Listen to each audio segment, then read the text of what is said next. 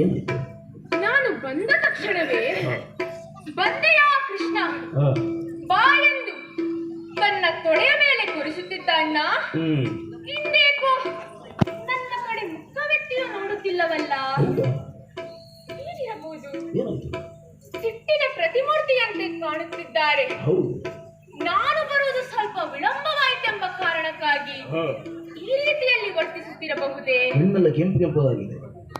ಏನೇ ಇರಲಿ, ನನ್ನಣ್ಣನಲ್ಲವೇ, ಹೋಗಿ ಇನ್ನೊಮ್ಮೆ ವಂದಿಸುತ್ತೇನೆ.